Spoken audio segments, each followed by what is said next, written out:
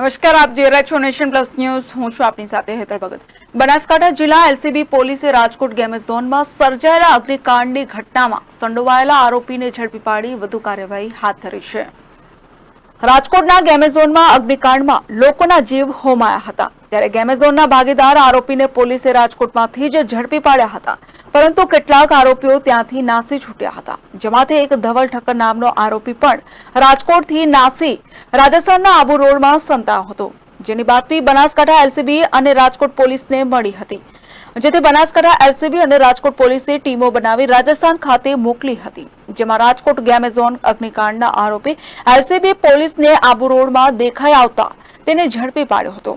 રાજસ્થાનના આબુ રોડથી આરોપી ધવલ ઠક્કરને પાલનપુર એસપી કચેરી લાવી રાજકોટ પોલીસને સોંપવાની તજવીજ હાથ ધરવામાં આવી છે।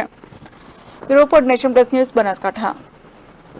સમાચારોના સતત અપડેટ મેળવવા માટે અમારી નેશન પ્લસ ન્યૂઝની યુટ્યુબ ચેનલને સબસ્ક્રાઇબ કરો, બેલ આઇકન દબાવો અને જોડાયેલા રહો ફેસબુક, ઇન્સ્ટાગ્રામ અને ટ્વિટર પર।